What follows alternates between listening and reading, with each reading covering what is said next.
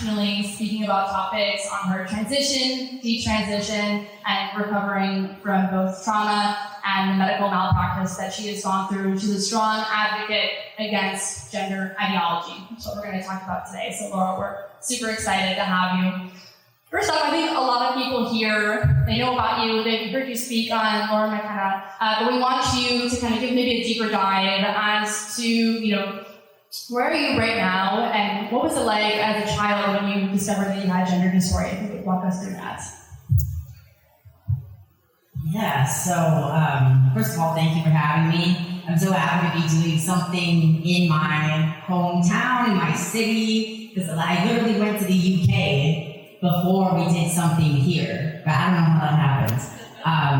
So I'm really happy to be here. It was very easy to get here, easier than the UK, so I'm glad for that. Do you want me to just read my little speech? Because that goes over everything. Yeah, start from the beginning. Let's do it. Okay. That would be easiest because it's complicated. Let me pull that up. Okay. So my name is Laura Becker. I'm a 26-year-old detransitioned woman. At age 11, I was diagnosed with autism spectrum disorder. I was also diagnosed with an endocrine disorder, polycystic ovary syndrome. Both of these conditions correlate to high rates of depression, anxiety, and body dysmorphia. Around puberty, I also started experiencing psychological, emotional, and verbal abuse from a parent. I developed severe depression and started having suicidal ideation. I didn't know this at the time, but I had developed trauma, complex post-traumatic stress disorder. At 16, I developed symptoms of gender dysphoria. When I was 18, I was so suicidal and desperate to feel loved and accepted for who I was that I identified as transgender and non-binary. I didn't feel like I could be an eccentric woman the way that I was, and I didn't think I would ever love myself. So at 19, I went to a gender clinic and told them I was suicidal, and they prescribed me 200 milligrams of testosterone for free in a 1-hour appointment. I injected 200 milligrams every week as a 5'2" female. My mental health severely degenerated, and I entered an impulsive and reckless state of consciousness. My undiagnosed trauma was triggered, and I felt desperate to transition and finally become my true and whole self. I went to several different therapists who told me that I was valid in my trans identity. My psychiatrist diagnosed me with gender dysphoria in one appointment. And despite being suicidal, autistic, exhibiting symptoms of trauma, and being only 20 years old, she said that according to the WPATH standards of care, I was stable enough to consent to removing my breasts by having a radical double mastectomy. She and my general practitioner wrote letters of recommendation for surgery. And at 20, I had my breasts removed from my body. I thought it would relieve at least some of my complex distress, but it didn't. My trauma symptoms only escalated, and at 22, I was finally diagnosed with PTSD. All of this happened here in Wisconsin. The breasts were removed in Madison, and I was indoctrinated on the UWM campus. I started to awaken and realize that I had been in a survival state for all of this time, and the desire to transition was due to childhood trauma and the illusionary magical thinking of the gender transition fantasy I developed to help me survive. I detransitioned at 22, and I've been deprogramming ever since. I'm now several years into trauma-informed therapy for complex PTSD, and have embraced myself with confidence as an artist, writer, and speaker. My artist and musician name is Funk God, because I'm a supremely funky and groovy woman.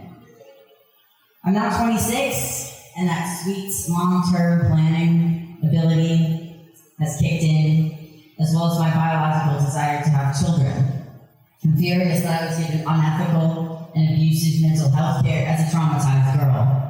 I will never be able to breastfeed, enjoy the natural sensuality of my female body, and I will always have a disfigured female form because of the lies of quote-unquote life-saving care. Awakening on my own path has led to the realization that thousands of girls and boys and parents are being indoctrinated into the same lies. Nefarious forces in government, technology, academia, and medicine are profiting from citizens believing that body modification is healthy, compassionate, and progressive. Our intuition that we are being told to suppress knows that it's not. This is why I speak out about this, for the sake of my past self and my inner child, and for every funky kid out there who needs protection from the illusions and lies. Thank you.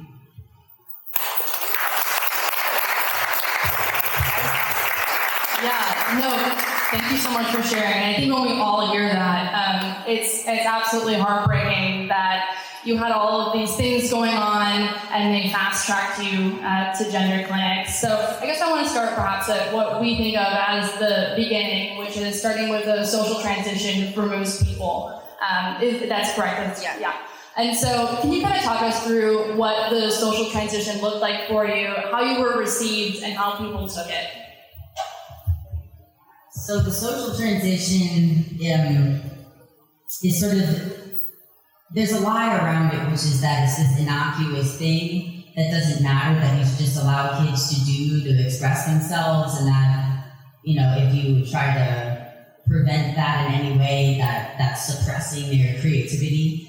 But the reality is that the social transition involves name change. You start using opposite sex pronouns or they, them pronouns. They start to disembody themselves from reality, from their body. And that's what happened to me. So around 15, 16, I learned about gender identities on Tumblr, of course. And, I started exploring, my identity, and, I was doing very typical, teenage things, wearing different clothes and hair and thinking about my sexuality and creative expression. And that's why it's so insidious when then I found the concept of gender identity and that it was validated as being this legitimate concept that because I was a little weird, because I was quirky, because I wore men's, or androgynous or male typical clothes, or didn't wear any makeup, or did anything, grooming rituals or certain things, that I was actually not supposed to be a female. Like, not just that I was, expressing myself in a, just a typical teenage way. I just wanted to wear, hoodies or something and band shirts.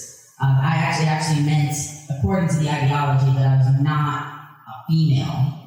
And so I started identifying as non-binary, I started identifying as genderqueer, androgynous, and I started having gender dysphoria symptoms of, rumination and obsession about my body and my genitalia, and, thinking about how I could never be accepted, as a female that I was.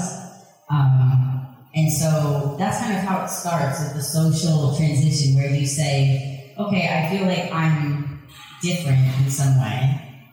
Therefore, I need to use different pronouns. Therefore, I don't want to be referred to as my old name. Therefore, I want to, do these drastic changes to my appearance. And if you don't allow that, then you're validating me and you're a bigot if you don't allow, me to literally pretend that that I don't have a sex, that I don't have a biological sex.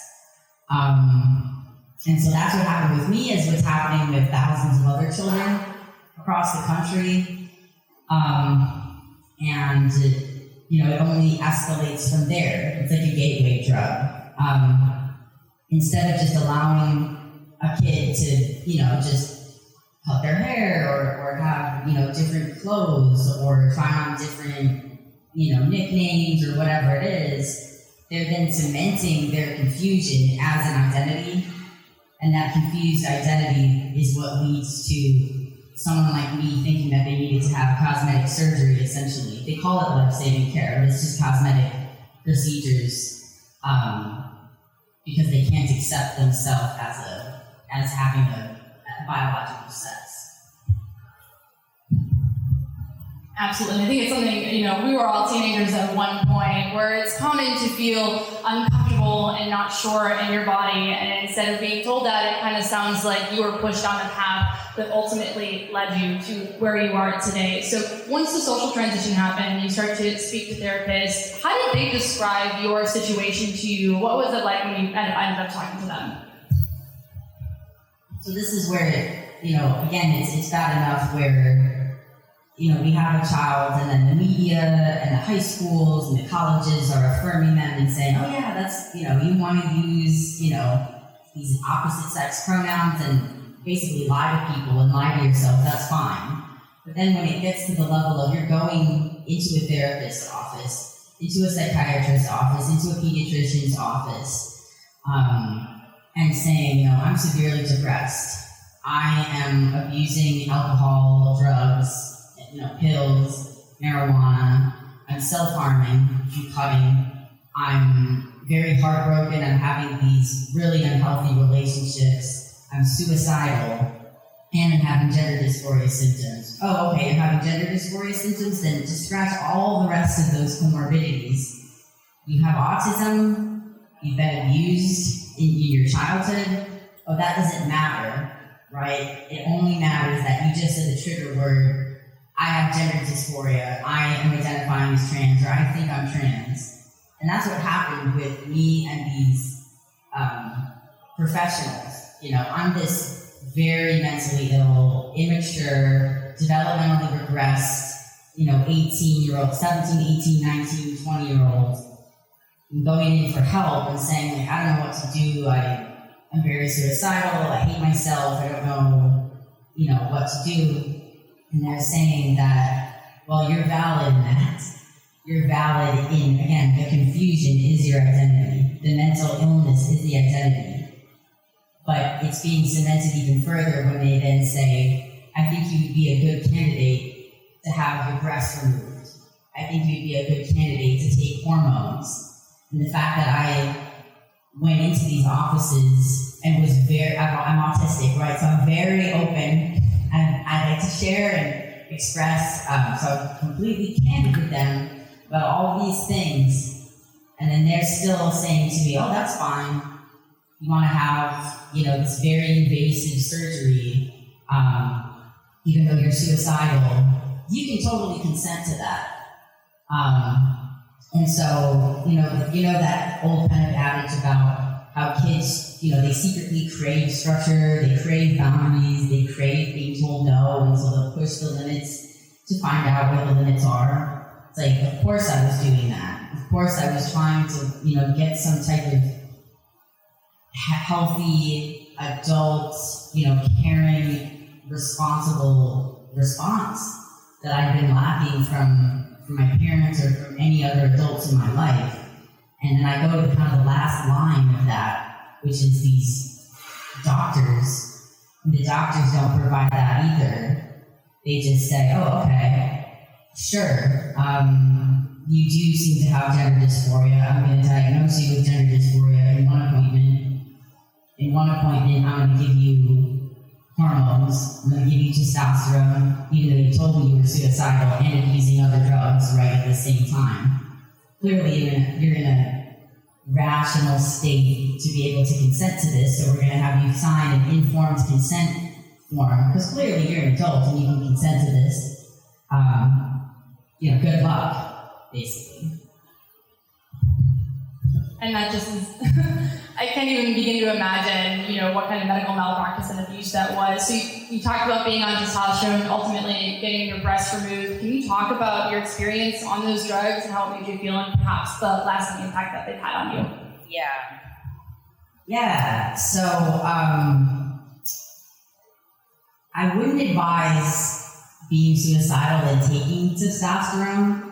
Like, it is another drug, and that's what a lot of people don't seem to understand, that I mean, first of all, we have a huge pharmaceutical complex. So like these SSRIs and antidepressants and anxiety medications and benzos, I mean, those are drugs too. We're all being over-medicated.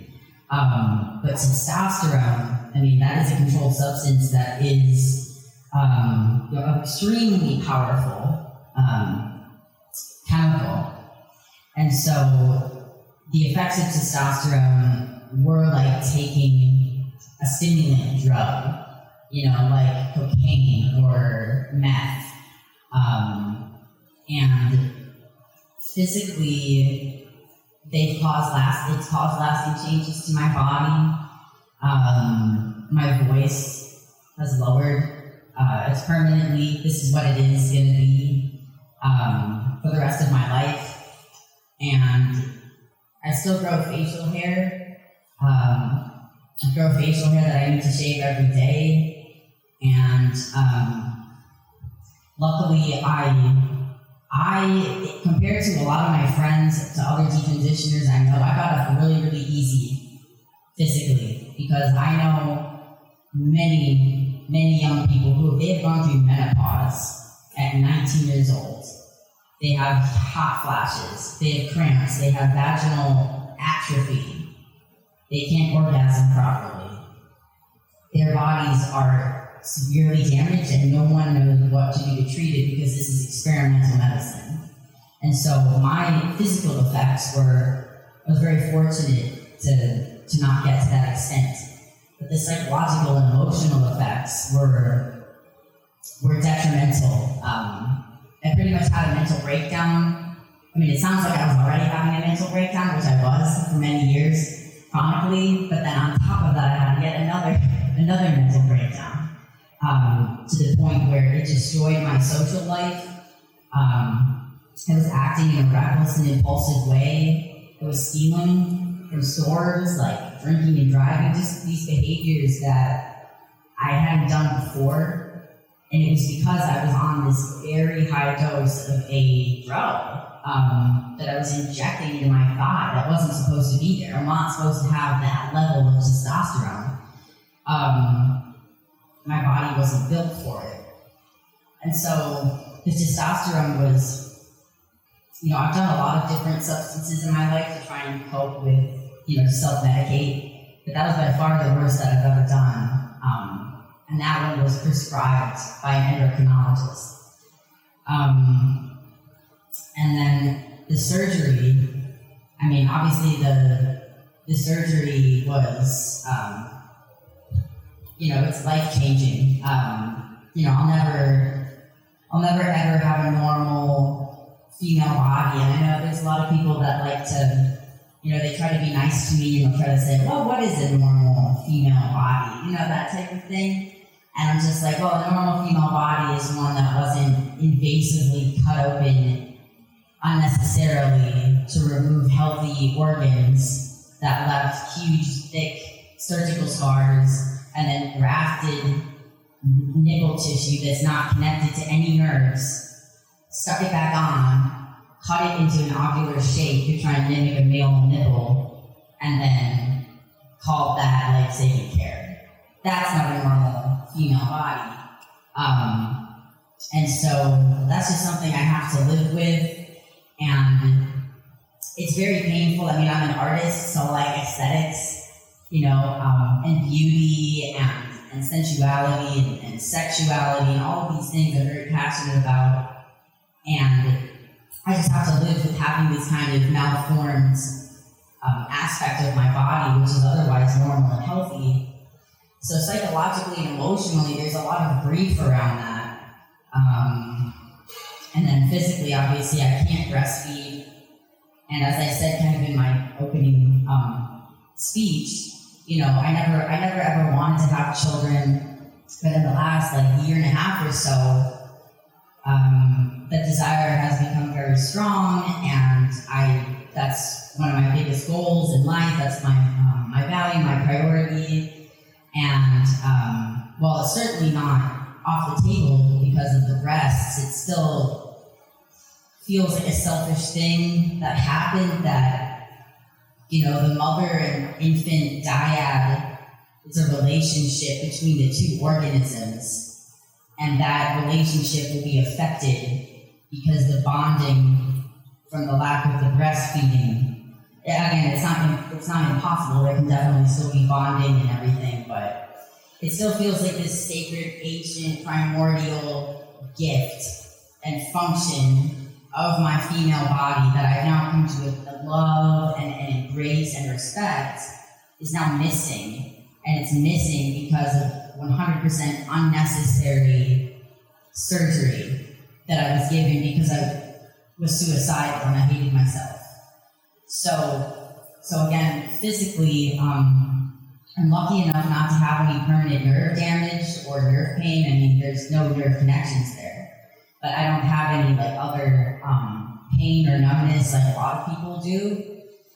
But psychologically, I mean, it's, you know, and I've talked about it a million times now, so I'm detached, but like every time I bring it up, I mean, it still is, it's just a surreal thing, and it does feel like I've survived a war, a medical war.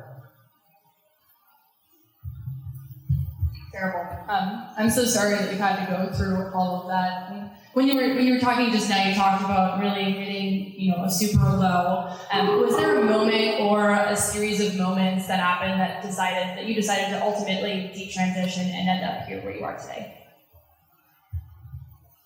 So, yeah, my life could be described as just having a series of lows that kept getting lower and lower, and I kept finding hidden tunnels under rock bottom, you know.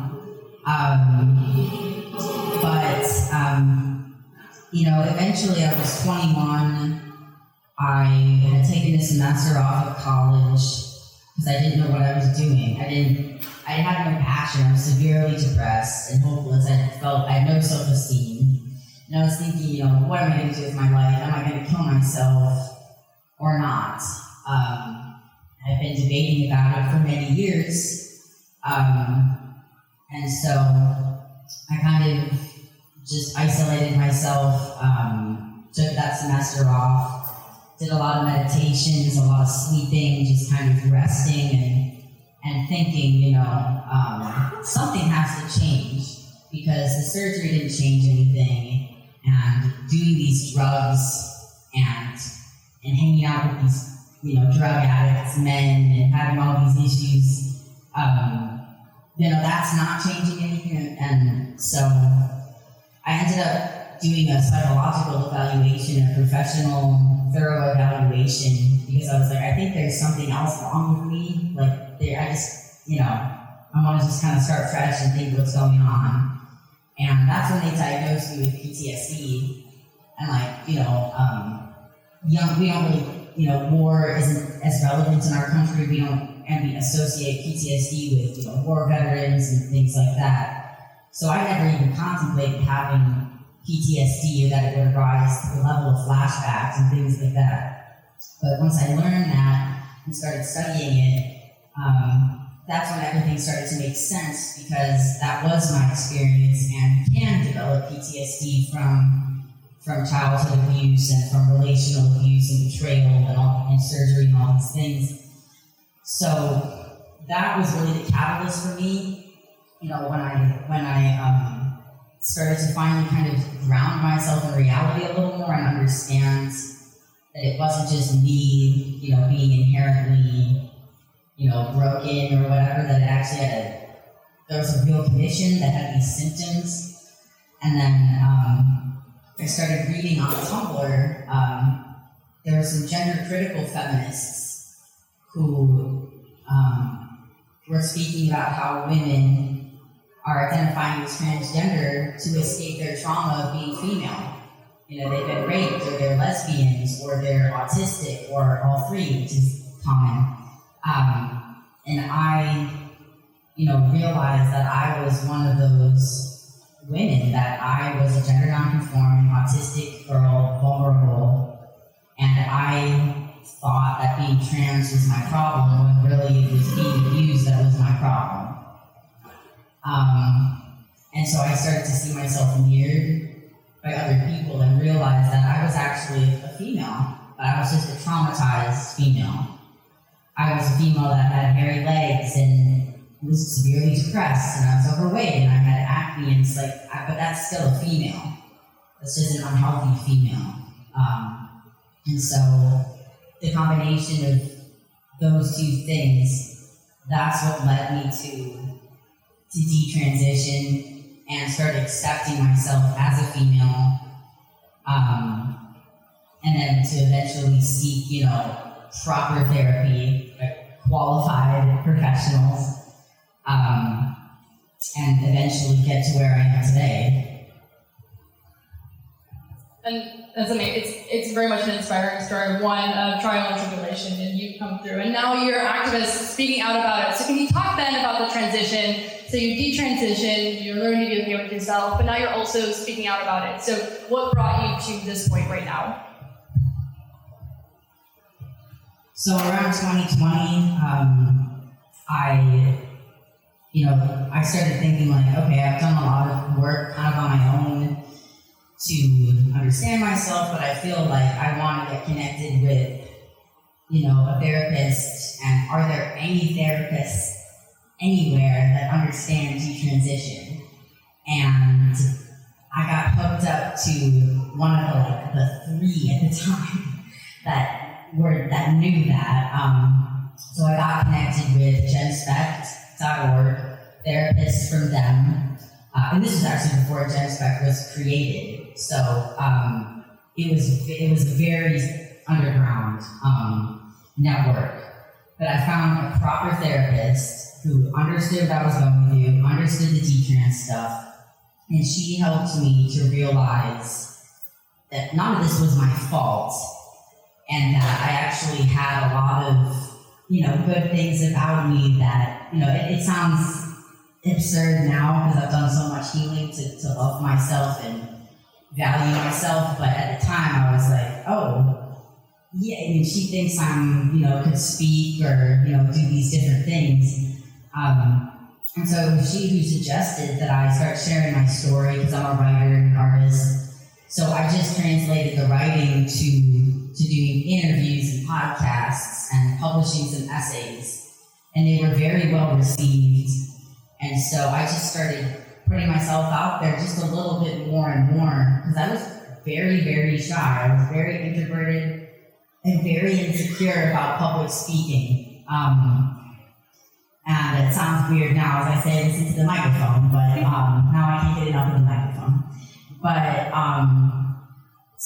and that was in 2020. So, for the past 2 or 3 years, I've just been, just kind of seeing what opportunities come and then rising to the occasion and pushing myself out of my comfort zone and healing at the same time. There's been so many times where I go on live TV, I do an interview, and then the night before I was having flashbacks all night and crying all night. And then that night I would do the same thing again. Cry almost every night. I have flashbacks almost every day about many different things. Yet at the same time, I'm healing myself because I feel a responsibility to myself and to the truth and to everyone else who's vulnerable to use the gifts that I have of writing and the speaking and the thoughtfulness to share. And so I feel it's my duty, but also my honor to be able to do this. And that's what's really kept me going and helped me through all the backlash that I get and the gaslighting and just the gaslighting from my own inner critic that, gaslights me all the time. Well, you're absolutely brave, and we're so thankful that we have you speaking out about it and someone here local to Milwaukee too. We really appreciate you. We're now going to open it up to any questions that the audience may have for Laura. We'll probably take 2 to 3, and then we'll wrap up, and feel free to stick around and meet some more people, have a drink. So, with that being said, I didn't have a question. Are you looking at a malpractice lawsuit? It's a good question. Yes, I am looking at a malpractice lawsuit. Several of my friends have already filed or in the process of filing. And I'm in that process of filing now. So we'll have to see if the statute of limitations will inhibit us to do that. But yes, I'm very much pursuing a lawsuit.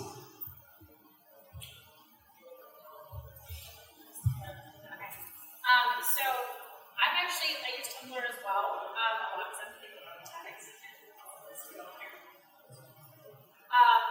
I've seen a lot of the same things you're describing across my feed, and a lot of young women that are saying like the exact same thing that you said when you were prior to your transition, and they blame like all of their pain and all their trauma, obviously, who I wanted to be. And I'm curious, like, what would you say to someone like that who they're still at that point? Yeah, that's a great question. I mean, and that's what's so hard is that there's so many, and I've observed it so much that I actually call it the archetypal FTM. This is the archetypal girl or woman who is the most likely to adopt a trans identity because they're all so similar. And so once you recognize that that person has a vulnerability, and that they're then, being indoctrinated by their peer group or the schools or the cults online, it's so hard because they were all parroting each other. They're all saying the same things. And so, I mean, what I would say, I would try to encourage them to think about, I guess, in an existential way.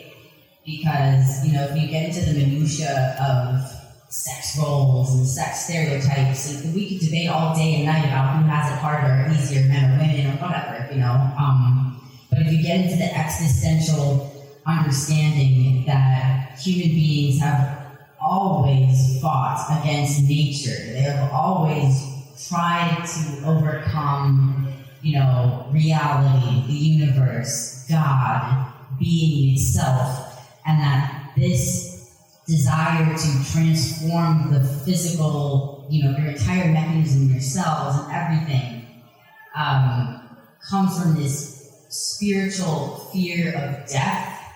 That's a lot to say to someone like in a DM. But it's what I have to say. You know what I mean? Like, it's not this unique, what I mean is that it's not this unique, special new age thing that's just happening now. It just happens to manifest because it's currently profitable and we have the technology to do it right now. I mean, shitty technology, but experimental medicine. But this is forever, we have tried to, escape from womanhood, girlhood, manhood and boyhood, and been insecure about what our roles are, insecure about becoming a mother or not becoming a mother, or menstruation, or all these different things. Once we understand that it's not us, there's not something broken with us, it's just that this is just a caveat of being alive, which, I mean, if you're suicidal, you're already going to be like, yeah, I know. But that's the thing, you have to provide them with that understanding, that framework, that's humanness. That's not transness, that's humanness. And that desire to transcend the self is human, but we can transcend the self by creating something, not destroying something and mutilating our bodies. That's destroying something. Tearing other people down and calling them, bigots and, doxing them, that's destroying something. But talking to different people and coming to a place of acceptance and cultivating, inner strength to be able to weather, our menstrual cycles, or our sex drives, or different things, that's creating something. And I think because so many of these people who tend to adopt this are highly creative, highly intelligent, and highly abstract thinkers, that they would be able to appreciate that. And notice that I didn't say anything about the cult, even though they're in a cult, because that's going to turn them away, right? Like, you can't point out to the person that they're an addict or that they're in a cult or, they're being manipulated. No one wants to think they're being manipulated. So if you can transcend the manipulation to a common ground, that's what I'm hoping. But again, everyone needs to reach that on their own time, and unfortunately, there are going to be a lot of there's going to be a lot of damage in this spiritual war. Yes. I'm just curious if you were young when this all started to manifest. What influence or role does the school system play in moving through this process? Yes. So some of you might know the schools. The University of Wisconsin-Milwaukee. That's where I went to college. I went to Wauwatosa East High School. And these are supposed to be, very quality liberal arts, critical thinking, inducing institutions. But unfortunately, just like every other school, they are captured.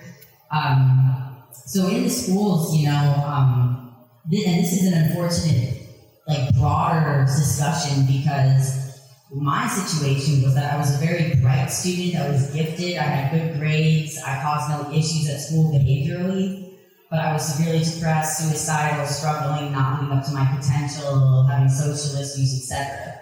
And so they did nothing for me. They did nothing to help me or intervene in elementary school, middle school, or high school. And so already the schools pretty much just didn't have any resources for someone like me, which is the same as a lot of these other kids that are getting into it. Because they're getting good grades, but they're autistic, they're not getting any help. Their IEPs don't get any attention, or they don't even get IEPs. But then when they say they're trans, then suddenly everyone has to, appease them or appease their parents, because no one wants to appear, not with it in terms of the woke culture and just education. And so that's something to think about. I didn't get any intervention, and yet, in that whole time, the schools were aware of it, and the college, and yet, then when then I announced my trans identity, then they're just like, oh, sure,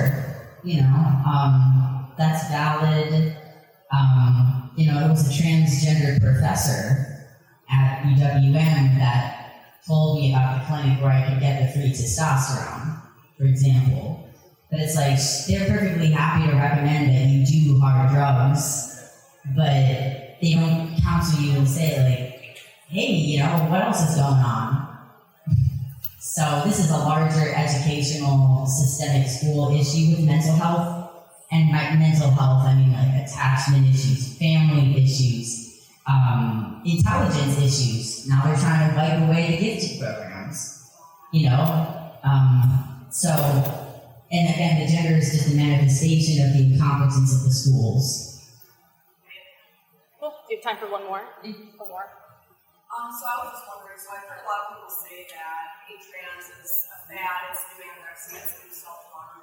Do you think we can talk about some of that, or do you think that there's something more sinister at play here after this?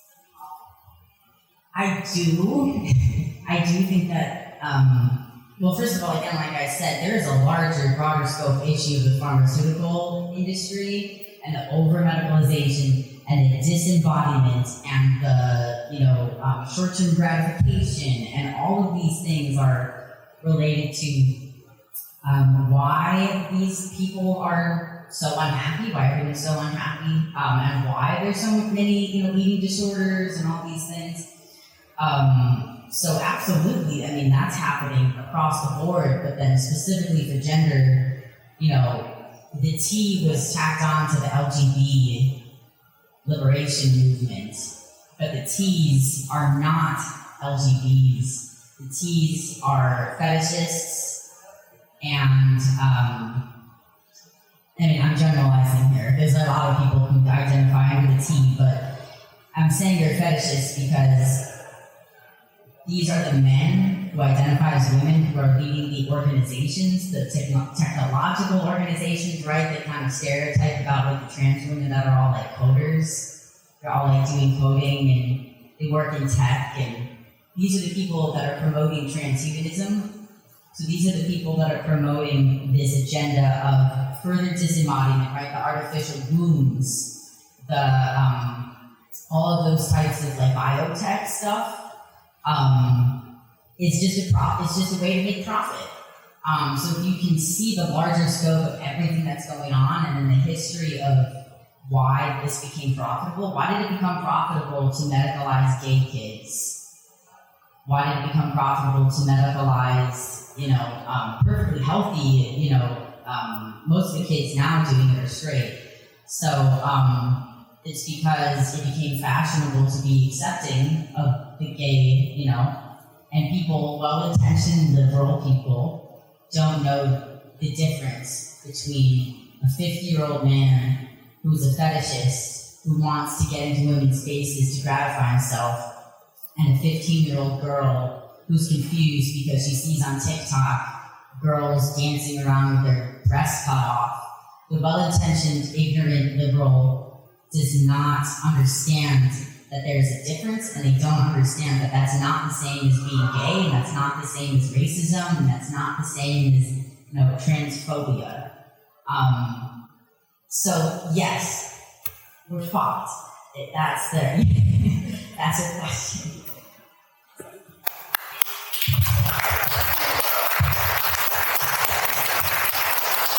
Laura, thank you so much for coming out tonight. We so appreciate you and what you do and how you speak out, and to be our first speaker for the Young Republicans. So thank you so much. One more time for Laura.